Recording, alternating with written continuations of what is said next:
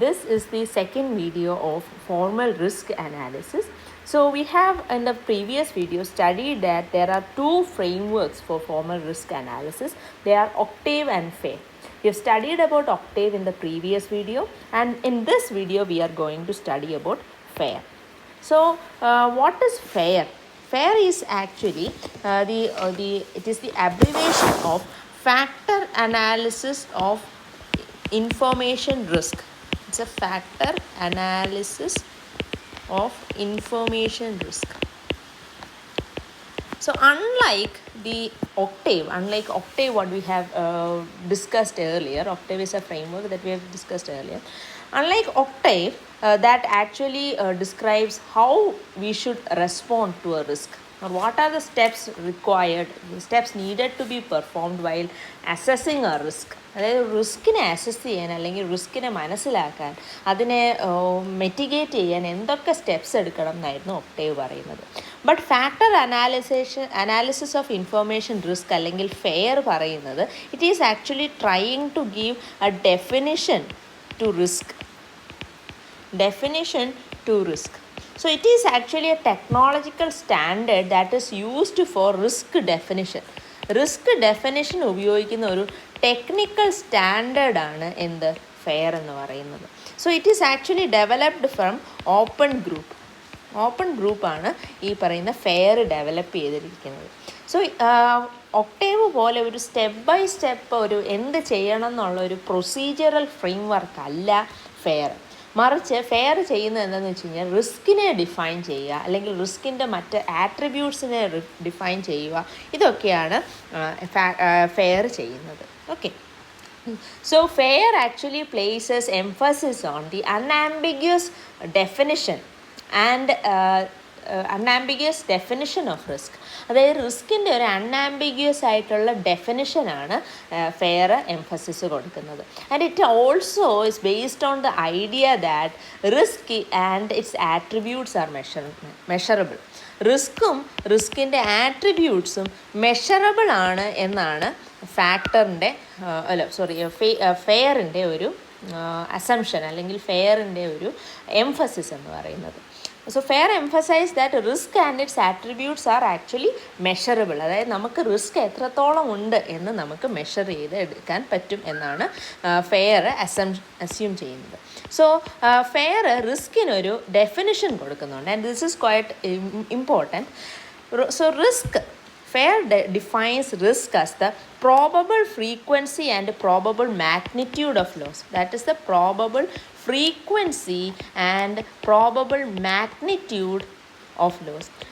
നഷ്ടത്തിൻ്റെ സാധ്യതയും അല്ലെങ്കിൽ നഷ്ടത്തിൻ്റെ അളവും അതിൻ്റെ നടക്കാനുള്ള ഫ്രീക്വൻസി, എത്ര ഇടവിട്ട് എത്ര ഫ്രീക്വൻ്റ് ആയിട്ട് ലോസ് നടക്കാൻ സാധ്യതയുണ്ട്, അതാണ് റിസ്ക് എന്നാണ് പറയുന്നത്. So FAIR defines risk as the probable frequency and probable magnitude of loss. Okay, FAIR ഒന്ന് രണ്ട് ടാക്സോണമീസ്, അതായത് ഒന്ന് രണ്ട് ഡെഫിനിഷൻസ്, ഒന്ന് രണ്ട് പേരുകൾ നമുക്ക് സജസ്റ്റ് ചെയ്യുന്നുണ്ട്. ടാക്സോണമീസ് നമുക്ക് സജസ്റ്റ് ചെയ്യുന്നുണ്ട്. ഈ ടാക്സോണമീസ് ഒക്കെ വളരെ ഇമ്പോർട്ടൻ്റ് ആണ് when that comes to risk identification. റിസ്കിനെ ഐഡൻറ്റിഫൈ ചെയ്യാനും റിസ്കിനെ മനസ്സിലാക്കാൻ വേണ്ടിയിട്ട് ഈ ടാക്സോണമീസ് വളരെ ഇമ്പോർട്ടൻ്റ് ആണ്. ഫസ്റ്റ് വൺ എന്ന് പറയുന്നത് it is called loss event frequency. Loss event frequency എന്ന് വെച്ച് കഴിഞ്ഞാൽ it is the result of a threat agent acting on an asset. അതായത് ഒരു അസറ്റിൽ ഉണ്ടാവുന്ന, it is the result of a threat agent acting on an asset. ഒരു അസറ്റിൽ act ചെയ്യുന്ന ഒരു ത്രെറ്റ് ഏജൻറ്റ് ഉണ്ടാക്കുന്ന റിസൾട്ടാണ് എന്ത് ലോസ് ഈവൻ ഫ്രീക്വൻസി എന്ന് പറയുന്നത്. അതായത് ഒരു asset can be anything, it can be informations, it can be the machines. ഈ അസറ്റിൽ ആക്ട് ചെയ്യുന്ന ഒരു ത്രെറ്റ് ഏജൻറ്റ് ഉണ്ടാക്കുന്ന റിസൾട്ടാണ് എന്ത് ലോസ് ഈവൻ ഫ്രീക്വൻസി എന്ന് പറയുന്നത്. ഈ റിസൾട്ട് എന്ന് പറയുന്നത് ഈ റിസൾട്ട് അല്ലെങ്കിൽ ഈ ഒരു ആക്ഷൻ എന്ന് പറയുന്നത് it can result in the loss to that organisation. ആ ഓർഗനൈസേഷന് ഈ ആക്ഷൻ നഷ്ടമുണ്ടാക്കും. ഓക്കെ, അതാണ് ലോസ് ഈവൻ ഫ്രീക്വൻസി എന്ന് പറയുന്നത്. So what is loss event frequency? It is a result of a threat agent acting on an asset. ഒരു അസറ്റിൽ act ചെയ്യുന്ന ഒരു ത്രെറ്റ് ഏജൻറ്റ് ഉണ്ടാക്കുന്ന റിസൾട്ടാണ് ലോസ് ഈവൻ ഫ്രീക്വൻസി എന്ന് പറയുന്നത്. ഈ ആക്ഷൻ എന്ത് ചെയ്യും? ഈ ഓർഗനൈസേഷന് നഷ്ടം കൊണ്ടുവരും. So that is called loss event frequency. Next is called threat event frequency. Threat event frequency. Threat event frequency എന്ന് വെച്ച് കഴിഞ്ഞാൽ it is the frequency at which the threats occur. ഈ ത്രെറ്റ് ഒക്കർ ചെയ്യുന്ന ഫ്രീക്വൻസിയാണ്. It is a frequency at which the threat occurs. Okay, it is a frequency at which the threat occurs. ഈ threat ഉണ്ടാവുന്ന ഫ്രീക്വൻസിയാണ് എന്ത് പറയുന്നത്? Threat event frequency. ഈ threat event frequency is actually a measure of vulnerability. വൾനറബിലിറ്റിയുടെ ഒരു മെഷറാണ് ഈ threat event frequency. Threat event frequency is a frequency at which the threat occurs. So this threat event frequency is a measure of vulnerability. ഇനി ഈ vulnerability എന്താണ്? So vulnerability is defined as the probability that a targeted asset will fail as a result of the actions. അതായത് ഈ ത്രെറ്റിൻ്റെ actions, അതായത് threat agent ഉണ്ടാക്കുന്ന ആക്ഷൻസിൻ്റെ റിസൾട്ടായിട്ട് ഈ asset fail ചെയ്യും എൻ്റെ പ്രോബബിലിറ്റിയാണ് വൾനറബിലിറ്റി. അതായത് ഇപ്പോൾ ഉദാഹരണം പറയുകയാണെങ്കിൽ ഒരു മെഷീൻ, സോ ത്രെട്ട്, ഇപ്പോൾ ഒരു ഉദാഹരണത്തിന് ത്രെട്ട് എന്ന് പറഞ്ഞാൽ നമുക്കൊരു വളരെ സിമ്പിളായിട്ടൊരു എക്സാമ്പിൾ പറയുവാണെങ്കിൽ വോൾട്ടേജിൻ്റെ differences. Okay, voltage fluctuation.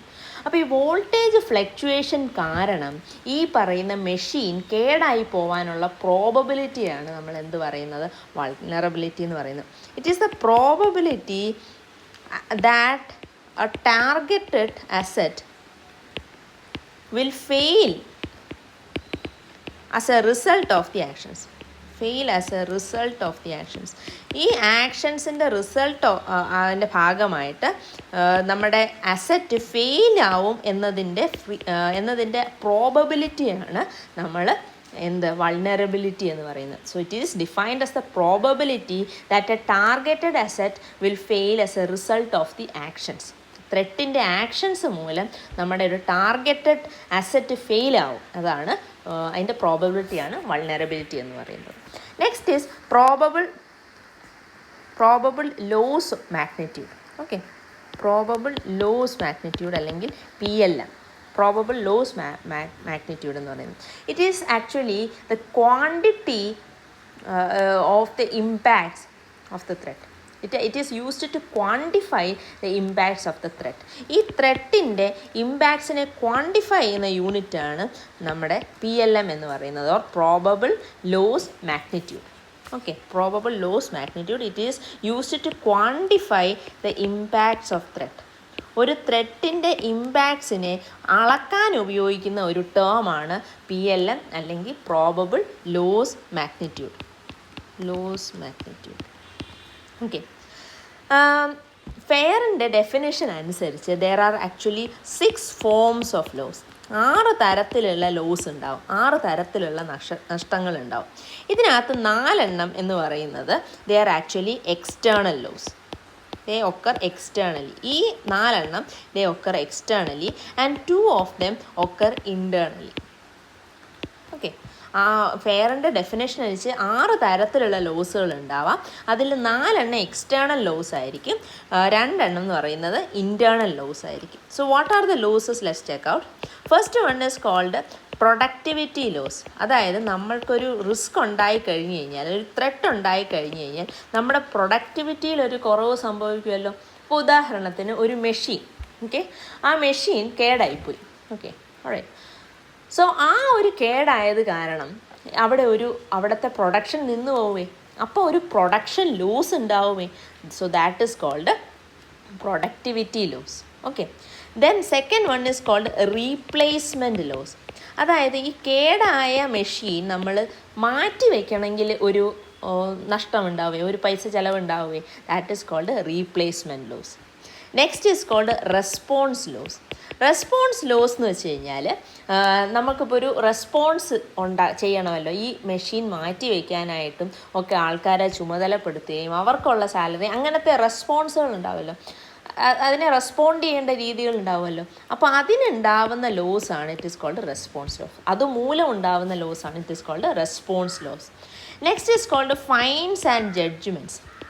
Finds and judgments എന്ന് വെച്ച് കഴിഞ്ഞാൽ, ഇപ്പം ഒരു സംഭവം പ്രവർത്തനരഹിതമായി പോയി കഴിഞ്ഞാൽ ചില സമയങ്ങളിൽ നമ്മൾ അതിന് ഫൈൻ അടയ്ക്കേണ്ടതായിട്ട് വരും, ശരിയല്ലേ? ഇപ്പോൾ ഒരു ഫാക്ടറി ഒക്കെ ആണെങ്കിൽ, ഇപ്പോൾ ചില കറണ്ട് കട്ടൊക്കെ ഉണ്ടായി, ഇപ്പോൾ സപ്പോസ് എനിത്തിങ് ലൈക്ക് ഒരു പെട്ടെന്നൊരു ഫെയില്യൂർ ഉണ്ടായി കഴിഞ്ഞാൽ ചില സമയത്തെങ്കിലും നമ്മൾ അതിന് ഫൈൻ അടയ്ക്കേണ്ടതായിട്ടും ഒക്കെ വരും. സോ അതിന് വരുന്ന ലോസാണ് it is called fines and judgment loss. Okay, ജഡ്ജ്മെൻറ്റ്സിൻ്റെ ഭാഗമായിട്ടുണ്ടാകുന്ന loss. So next is called competitive advantage. അതായത് ഇപ്പോൾ നിങ്ങളുടെ കമ്പനിയിൽ ഒരു ലോസ് ഉണ്ടായി, അല്ലെ ഒരു ത്രെറ്റ് ഉണ്ടായി, ഒരു അപകടം ഉണ്ടായെങ്കിൽ നിങ്ങളുടെ റൈവൽ കമ്പനീസ് ഉണ്ടാവുമല്ലോ, നിങ്ങളുമായിട്ട് കമ്പീറ്റ് ചെയ്തുകൊണ്ടിരിക്കുന്ന കമ്പനീസ്, അവർക്കൊരു അഡ്വാൻറ്റേജ് അല്ലേ? അപ്പോൾ അതാണ് കോമ്പറ്റിറ്റീവ് അഡ്വാൻറ്റേജ്. ഓക്കെ, അതൊരു തരം ലൂസാണ്. അതായത് നിങ്ങളെക്കാൾ കൂടുതലൊരു അപ്പർ ഹാൻഡ് നിങ്ങളുടെ ഓപ്പോസിറ്റ് വരുന്ന കമ്പനിക്ക് കിട്ടുവാണ്. So that is called competitive advantage. Next is called reputation loss. അതായത് നിങ്ങളുടെ കമ്പനിയിൽ അല്ലെങ്കിൽ നിങ്ങളുടെ ഫേമിൽ, ഇൻഡസ്ട്രിയിൽ ഒക്കെ നിങ്ങൾക്കൊരു അപകടം ഉണ്ടായിക്കഴിഞ്ഞാൽ അല്ലെങ്കിൽ നിങ്ങൾക്കൊരു ലോസ്, ഒരു ത്രെട്ട് സംഭവിച്ചു കഴിഞ്ഞാൽ എന്ത് സംഭവിക്കും? നിങ്ങളുടെ പ്രശസ്തിയിൽ ഇടിവ് സംഭവിക്കും, നിങ്ങളുടെ റെപ്യൂട്ടേഷനെ അത് ബാധിക്കും. ഇപ്പോൾ ഉദാഹരണത്തിന് ഇപ്പോൾ ഫേസ്ബുക്കിൻ്റെ ഒക്കെ പ്രവർത്തനം നിലച്ചുപോയി എന്ന് നിങ്ങൾക്കറിയാം, പോയിട്ട് നിങ്ങൾ ചിലപ്പോൾ കേൾക്കും. അപ്പോൾ ഇങ്ങനെ പ്രവർത്തനം നിലച്ചു പോയി കഴിഞ്ഞ് കഴിയുമ്പോൾ എന്ത് സംഭവിക്കുമെന്ന് വെച്ചാൽ പെട്ടെന്ന് സ്റ്റോക്ക് മാർക്കറ്റിലൊക്കെ ഒരു വലിയൊരു ക്രാഷൊക്കെ സംഭവിക്കും. അതെന്തുകൊണ്ടാണ്? It is because their reputation is affected. അവരുടെ റെപ്യൂട്ടേഷനെ അത് ബാധിച്ചു. അതുകൊണ്ടാണ്, അതിൻ്റെ പേരാണ് റെപ്യൂട്ടേഷൻ ലോസ്. ഇതിൽ ആദ്യത്തെ രണ്ടെണ്ണം, productivity loss and replacement loss, they are internal losses. Okay, they are actually internal losses. Productivity ലോസും റീപ്ലേസ്മെൻറ്റ് ലോസും they are internal loss. And they are actually the most important once.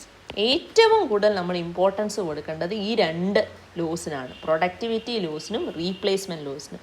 അതായത് ഒരു threat ഉണ്ടായിക്കഴിഞ്ഞാൽ നമ്മൾ ഏറ്റവും കൂടുതൽ പ്രാധാന്യം കൊടുക്കേണ്ടത് അവിടുത്തെ പ്രൊഡക്ടിവിറ്റി നിന്നു പോവാതിരിക്കാൻ നോക്കുകയും പെട്ടെന്ന് എന്തെങ്കിലും സാധനങ്ങൾ നശിച്ചു പോയിട്ടുണ്ടെങ്കിൽ നമ്മൾ ഉടനെ അതിനെ റീപ്ലേസ് ചെയ്തെടുക്കുകയും ചെയ്യാനാണ് നമ്മൾ നോക്കുന്നത്. അപ്പോൾ അതുകൊണ്ടാണ് നമ്മൾ ഇൻഷുറൻസ് ചെയ്യുന്നതും ഒക്കെ. Companies, you must have heard companies ensuring themself. അതൊക്കെ ഈ റീപ്ലേസ്മെൻറ്റ് ലോസ് കുറയ്ക്കാനുള്ള ഭാഗമാണ്. കാരണം ഇൻഷുർ ചെയ്ത് കഴിഞ്ഞാൽ നിങ്ങൾക്ക് പണം കിട്ടും. അപ്പോൾ എന്ത് പറ്റും? നിങ്ങൾക്ക് പെട്ടെന്ന് റീപ്ലേസ് ചെയ്തെടുക്കാൻ പറ്റും, അല്ലെങ്കിൽ ആ റീപ്ലേസ്മെൻറ്റ് ലോസ് അവിടെ ഇല്ലാതായി പോകും. ഓക്കെ, അതിന് വേണ്ടിയിട്ടാണ് നമ്മൾ ഇൻഷുർ ചെയ്യുന്നതും ഒക്കെ. And competitive advantage and reputation loss, these are actually the most difficult to understand, most difficult to compute ചെയ്യാൻ ഏറ്റവും ബുദ്ധിമുട്ടുള്ളതെന്ന് പറയുന്നത് കോമ്പറ്റിറ്റീവ് അഡ്വാൻറ്റേജും റെപ്യൂട്ടേഷൻ ലോസുമാണ്. ഓക്കെ, ഇതിനകത്ത് റെസ്പോൺസ് ലോസും ഫിറ്റ്നസ് ഫൈൻസ് ആൻഡ് ജഡ്ജ്മെൻറ്റ്സും they are actually very easy to measure. അത് മെഷർ ചെയ്യാൻ വളരെ എളുപ്പമാണ്, പക്ഷേ it is difficult to predict. അതായത് എത്ര വരും, എത്ര വന്നു, അല്ലെങ്കിൽ ഈ ലോസ് എത്രയാണെന്ന് മെഷർ ചെയ്യാൻ വളരെ എളുപ്പമാണ്. കാരണം നമുക്ക് റെസ്പോൺസ് ലോസ്, ഫൈൻ എത്ര വന്നു എന്ന് നോക്കിയാൽ മതി.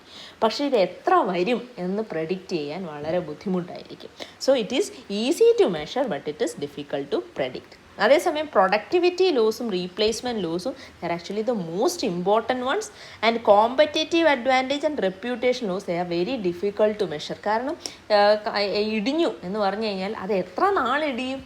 ചിലപ്പോൾ ഒരു ദിവസം ഇടിഞ്ഞിട്ട് അടുത്ത ദിവസം അങ്ങ് കയറും നമ്മുടെ സ്റ്റോക്ക് മാർക്കറ്റ്. പക്ഷേ ചില സമയത്ത് പലതവണയായിട്ട് ഇടിയും, അല്ലേ?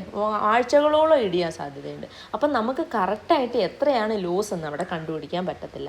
അതുപോലെ തന്നെ കോമ്പറ്റിറ്റീവ് അഡ്വാൻറ്റേജ്, ഇപ്പം ഫേസ്ബുക്കിൽ നിന്ന് ട്വിറ്ററിലോട്ട് ആൾക്കാർ മാറുന്നതിൻ്റെ എത്ര എണ്ണം ഉണ്ടെന്ന് നമുക്ക് പെട്ടെന്ന് കാൽക്കുലേറ്റ് ചെയ്യാനൊന്നും പറ്റത്തില്ല.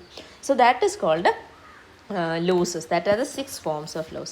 Out of this, four losses are external and 2 are internal. അതാണ് ഫെയർ എന്ന് പറയുന്നത്. So FAIR is actually trying to give risk a definition and it is actually developed by Open Group. And റിസ്കിന് ആട്രിബ്യൂട്ട്സിനും FAIR ഒരു definitions കൊടുക്കുന്നുണ്ട്. And taxonomies ഉപയോഗിക്കുന്ന taxonomies എന്ന് പറയുന്നത് loss event frequency, then threat event frequency, then there is vulnerability, then this is probable loss of magnitude അല്ലെങ്കിൽ PLM.